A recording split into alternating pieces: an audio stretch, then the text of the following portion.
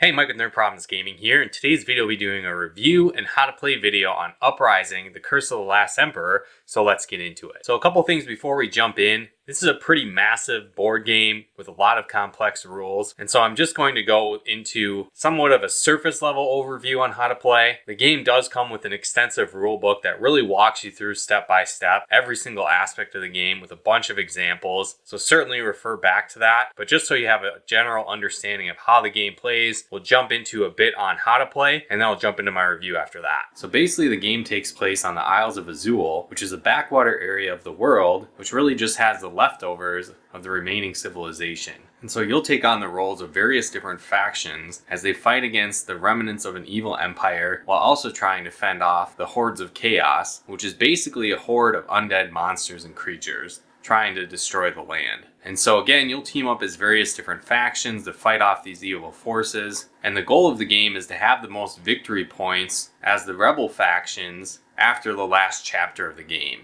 But again, you'll also be competing against the Empire and the Hordes of Chaos, as they will gain victory points throughout the game as well. So as a team of rebel factions, you either win the game together or lose the game together.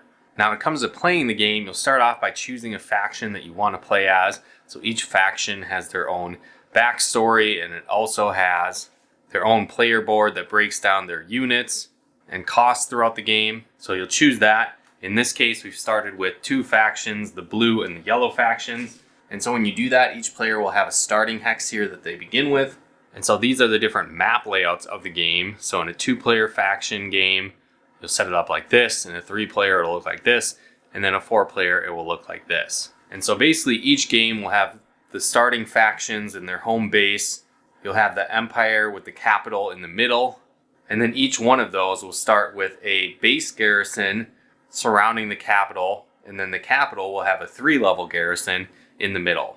Now, depending on the number of players of the game and the number of factions that are playing, certain spaces will start off with a skeleton and a curse. And again, you can jump to the rulebook to see how that is, depending on the number of factions that you have. And then on top of that, each player will put one haven, which is one of these pieces. You'll put one of them on your starting hex. And then on top of that, you'll look at the map in the rulebook, and they'll have various different hexes that need to be placed. So some of them will be sea towers, and those will go in a certain location. And again, they'll be face down. This is what the face upside looks like. Here's the face down side. So these tiles will be face down. And you also have a variety of unexplored tiles, which again, obviously have a face upside. But you'll shuffle these together, take out the number of tiles you need for the specific scenario, and then place them face down on the board. With that taken care of, each player will have 8 of these little action point gems. You also want to choose a base hero for your faction, so you choose one of them per faction depending on what you are. Each player will also have a couple of starting feat cards that they'll lay out in front of them that they had to begin with, and then they'll shuffle the rest of their feat deck and then leave that next to their player board. You'll put out all the units for your faction type just on your player board. Each player will also start with 5 plunder, 5 salt, and 5 food. And these are various resources that you'll use throughout the game. You also want to set up your victory point tracker for the factions your teams are playing as, but then also for the Empire and the Hordes of Chaos. And you'll simply all stack those on the 0. Now another thing to note, in your first few games, you'll see this skull icon on some of the cards for quests and events and even items. It's recommended that you leave these out as you set up the game for the first few times, as these ones are pretty challenging and more complex. But feel free to add them once you get the hang of the game. Now with the rest of the setup, what you want to do is you'll shuffle the druid cards and you'll place them around the board for the number of chapters that you're going to play the game. So again, 2 for 2 chapters, 4 for 4, 3 for 3. It's recommended on your first few times playing, or if you want a shorter game, you'll play just 2 chapters, but it can go up to 4 if you want a more complex or longer game. Now also part of the game, you'll have various events for different chapters. So chapter 1 events, chapter 2 events. What you want to do is shuffle these up and then put one of them face down on the event tracker for each chapter that you're going to play. On top of that, you're going to shuffle the quest cards and place 3 quests face up on the board.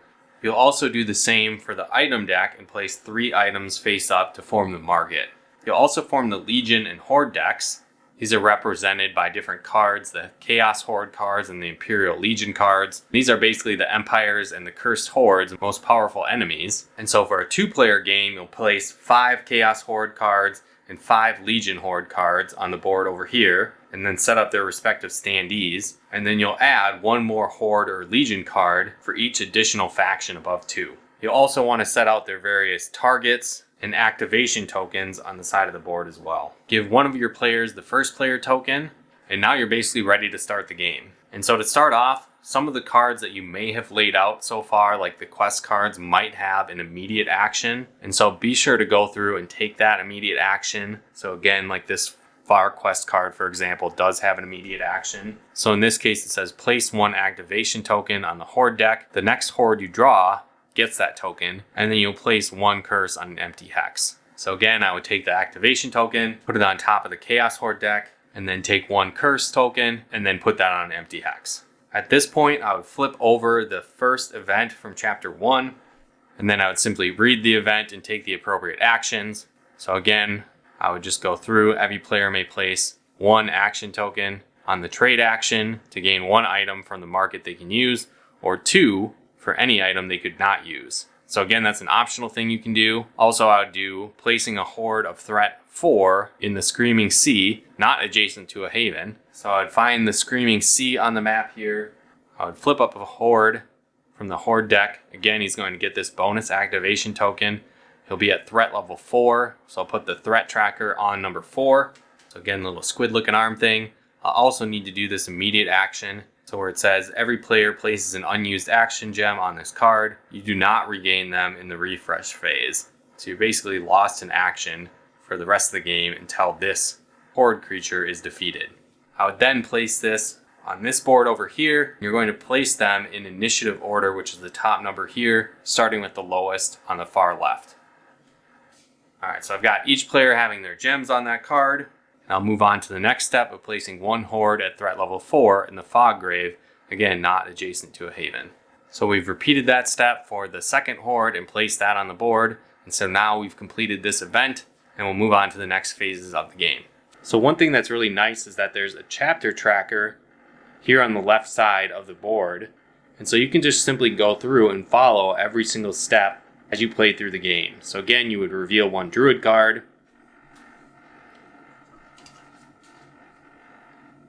So again, we can just simply flip over that card to reveal that. That is now a god power that we have access to. We flip up any face down cards to be face up. So again, some cards have like a one-time use for the round. So being a second round, you would flip that up. Each character regains their action points. Deal 3 new items and discard the old ones. So again, this would be in a second round. In the first round, we already set that part up. Same thing with the quest, we already did that part. Gave the first player their first token, and we move on to the event phase. So this part, adding threat to the legions or hordes, we kind of skipped that on the first one because none of them had come up yet. We go to this part, the first player draws and reads the first event, so we did that already. Place 1 activation token on every horde and legion card. So again, we can do this now because we haven't done that yet. So again, in this case, we'll put 1 activation on each one of these cards. And then it also says here on the last chapter, you'll do this twice. We're not in the last chapter, so we can skip that. And now we'll move on to the build phase. And so in this, you draw 2 feats from your feat deck, and you'll keep 1 feat, and you'll put the other on the bottom of your deck. And so you can also see you have a 10 card limit with feats and items in total. So again, if this was the first player, you would draw these 2 feats, decide which one you want, and keep one of them. So again, let's just say I keep this card. And then this one would go to the bottom of the deck, which I might be able to draw later. Again, both players would do this. So we'll draw the 2. And this one is actually a permanent stat boost. So that's kind of cool. You can decide which side you want to do. This character doesn't have a lot of might, so that's actually what I'm going to go with. The card also says to gain 3 resources of your choice. So I might gain 3 salt in this case. And then I'd now have a +1 permanent might for the card. So this could help me determine what items I could use and how many dice I roll when trying to attempt to complete quests. Alright, the next step is to build any units, towers, or walls from your reserve onto your havens or to a hex that havens are on. Again, you have a max of 5 units, but your heroes do not count as one of those units. So again, how that works, you can see the different unit types that you have here and their cost at the bottom. And so for example, I could spend 2 salt to get a youngling. So again, spend my 2 salt, and now I could take a youngling and place that youngling on the starting hex with my hero. So again, I might not have mentioned it earlier, but your starting hero starts on your starting hex for the game as well.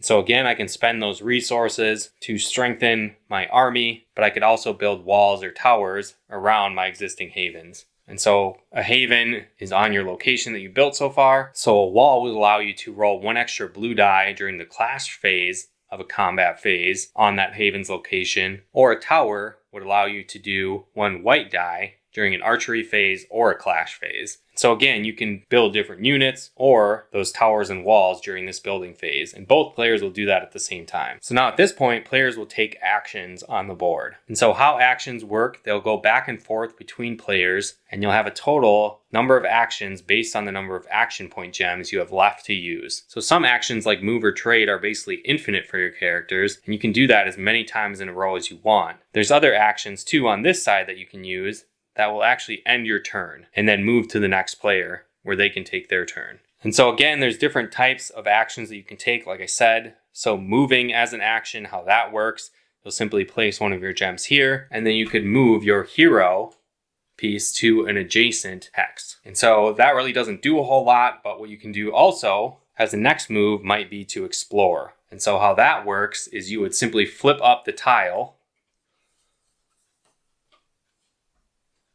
and then you'll go through step by step on the tile for what it says to do. So in this case, your character would gain 2 plunder, and then if the space is empty, which it is right now, your heroes don't count as a thing on the space, you'll place 2 skeletons there. And so again, we've added the 2 skeletons, and then it also says, if not, reinforce here. So if there happened to be a skeleton here, reinforcing would just mean to add another skeleton. Again, it says each player gains a basic unit on a haven or an empty unexplored hex. And so you can see there's different unit types, and they might say elite or they might say basic. So in this case, I could put a youngling or a spear singer's piece on the board. So again, I followed through on the various steps on the piece, and then I would move on to the next player's turn as I had done an explore action, which would end the player's turn. So again, we'll move on to this player. They'll do the same thing, but I'll jump back right now to the first player just so you have an idea of the other move sets and how that works. So another action type that you might do would be trading. So you could just spend 1 resource and you would get 1 salt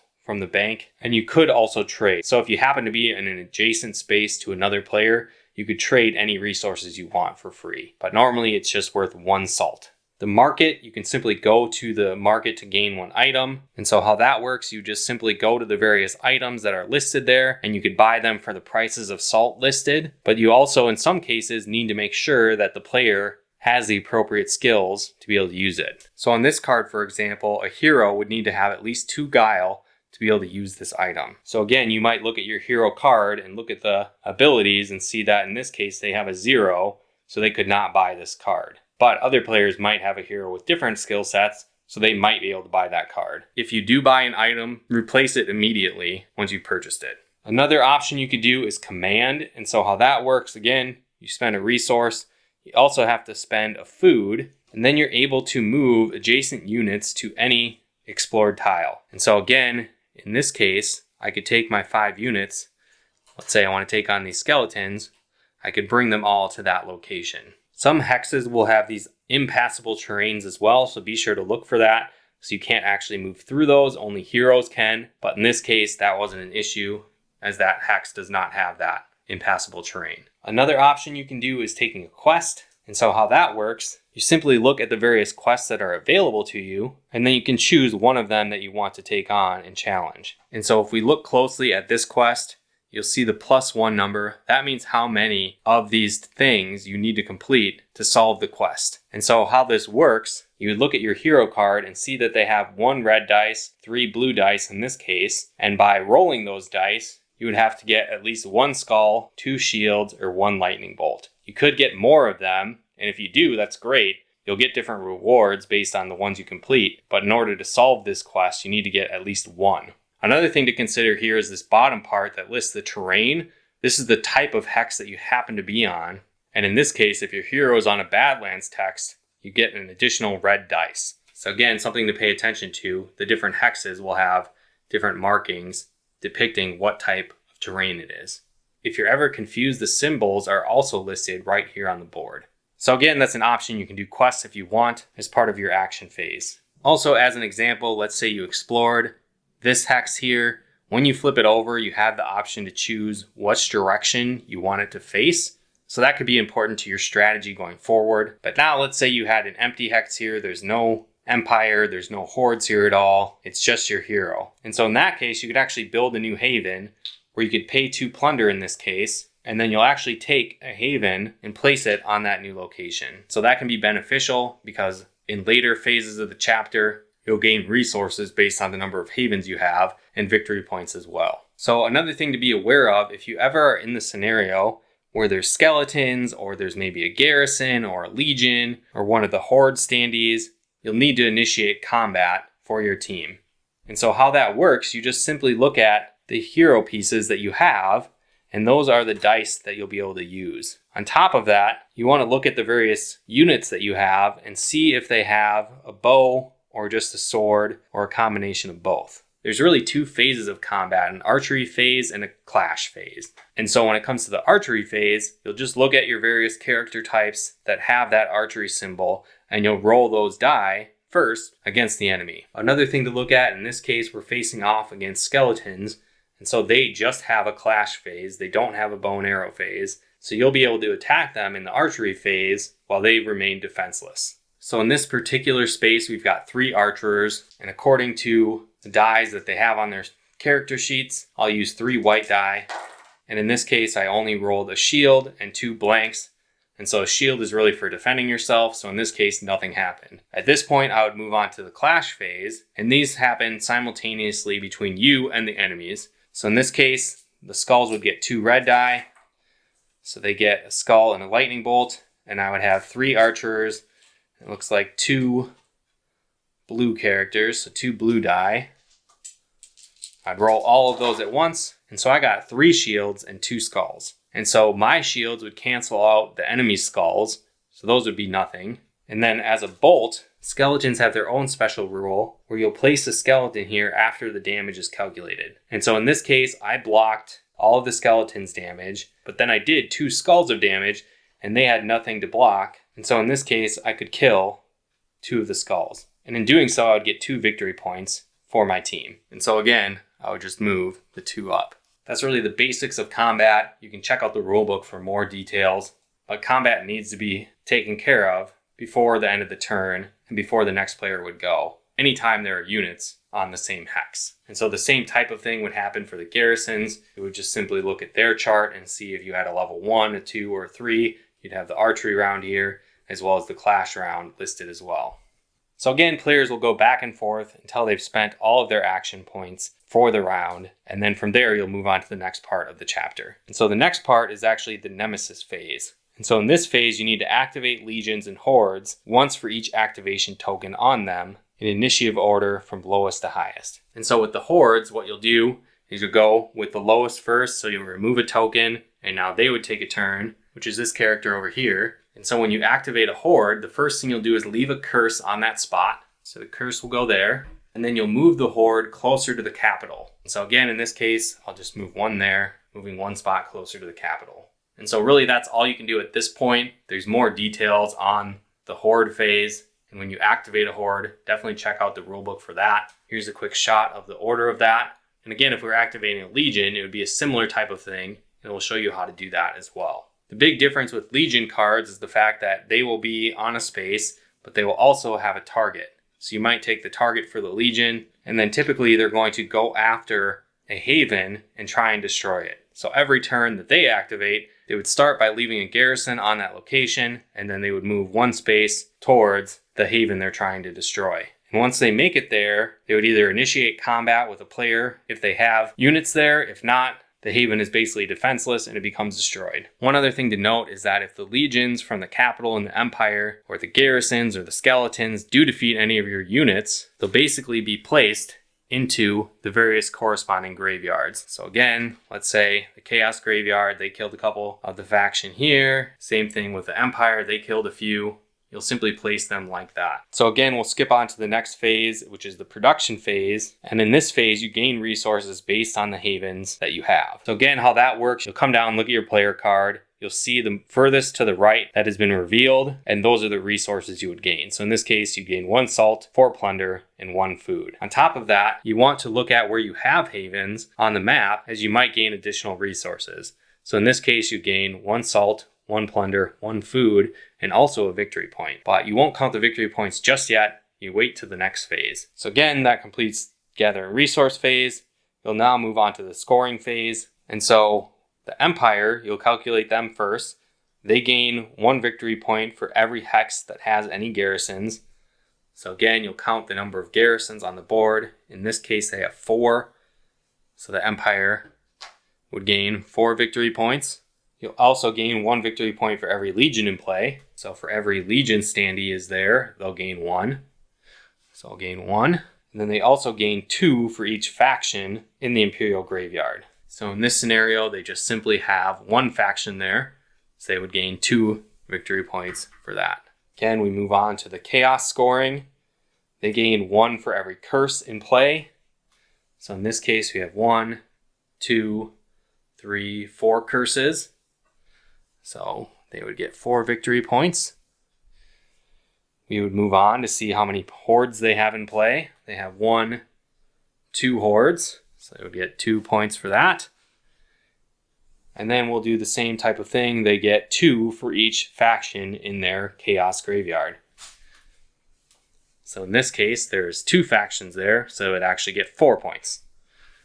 So then we would just do 1, 2, 3, 4, up to 10 points. Finally, we move on to the player phase, where they would count their points. So again, you'd get 2 points for every haven in play. So we'll just do the blue here, for example. They've got 2 havens, so that would be 4 points. 1, 2, 3, 4, up to 6. And then they get X number of victory points for each special hexes. So again, like I said, where they have havens, you would get 1 victory point in this case for this haven, and 1 victory point for this haven. So again, I would get 2 points here. And then you also have the option to get 1 victory point for any player per 5 resources that player plays. So this doesn't really come into effect until the end of the game, because the only way that you win is to have all of the hero characters have more victory points than both the Empire and the Chaos Horde. So as long as they're at least 1 in front of them, you win the game. If 1 is equal, you would tie, and is actually a loss in the game. So you just want to make sure that your player tokens have more victory points than the Empire and the Chaos Horde. So again, at the end of the game, this can be important, where you might turn in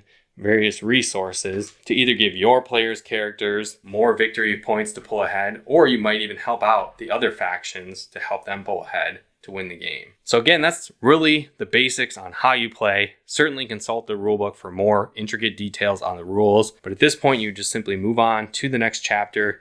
You'd reset the chapter tracker, and then you'd go through the different steps where you'd flip up new quests, new items, and new events, and then activate the various different legions and hordes based on that. But again, now that you have a better idea on how the game works, let's jump into my review. Well, again, guys, now that you know a bit on how to play the game, how do I feel about it? Well, as you can tell, this is a massive game, and there's a ton of components within the game as well, but they definitely did a quality job on the components and all the play pieces within the game. Like I mentioned before, the rulebook is phenomenal. It walks you through how to play, examples in almost every scenario, so you really have a good understanding on how the game works. On top of that, with the board layout, there's really an overview of pretty much every rule, every scenario laid out either on the boards, on your player card, or they have separate cards that list out what's on the different die, combat order, and much more. And so that's definitely very clear and very helpful, I found. So even if it's your first time playing, it might take a little bit longer to get through things, but you always have that phase order guide to go through and help you along your way to keep you on track. Now, I will say the setup was a bit long and kind of confusing the first time I did it. just because I wasn't really familiar with what all the pieces were called, what the different factions were, the various different panels I needed. And so that took a while to get down and set up. But after that first game and that first setup, it was way easier and made future playthroughs of the game a lot faster. But like I said, it's a pretty big game board. There's multiple boards that you'll be playing on, so you're going to need some space to hold all that. So whether you have it on one big table or a couple small tables, definitely clears some room for this game. Also, you're going to want to set aside a good amount of time to play the game as well. Now, there's different modes to play the game in. There's kind of like difficulty settings, you might say, where traditionally you have 4 events or like 4 chapters that the game is going to go through. But if you want a shorter game, you can do 1 or 2 chapters or maybe 3 chapters. Or if you want a more complex game or a longer game, you can do 4 chapters. And I know my first couple of playthroughs playing the game, even just playing the 2 chapters and 2 events in the game, it still took a couple of hours to get through the game. And so most playthroughs, if you're going to be playing like a 2-player game, and it's, again, your first few times playing, maybe you're only playing 2 events, it's still probably going to take about 1.5 hours to 2 hours to complete the game. So definitely plan for that and understand that going in. And the more factions you're playing with, likely the longer the game is going to be, because the board is going to be more expanded. Players will need to take more turns. And so you might be looking at something like a 4-hour game if you're playing that way. But again, if you know that going in and you're prepared for that, it's not really an issue. Now, another thing that I really like about the game is the fact that you can play 1 to 4 player. And so again, the game is cooperative and there is a solo mode as well. But one thing that I do really like about that is the fact that the solo mode isn't like drastically different or really any different at all when you play the game. You know, there's a lot of games out there, you play a solo mode and it's totally different. There's a bunch of different rules and it doesn't feel like the same game. Well, that's one thing that I liked about Uprising is that if you are playing in solo mode, it really did feel like the same game. So again, you might be playing as 2 different factions, but you as a solo player are playing as both. Or if you're playing with multiple people, you know, each person might control a faction, or you might decide to use 4 factions and it's a 2-player game and you're each controlling 2 factions. And again, there's a lot of different options you can go with it, but I felt like it scaled well. It played great multiplayer, it played great solo, and so that was refreshing to see as well. Now, I think the game can definitely get pretty strategic as you go along, but it does really hold your hand through that as well, like I had mentioned. So for example, you have your player card in front of you and you can make your different choices by using your action points, so it gives you tons of options. It's kind of an open world almost, so there's a lot of different places you can go on the map.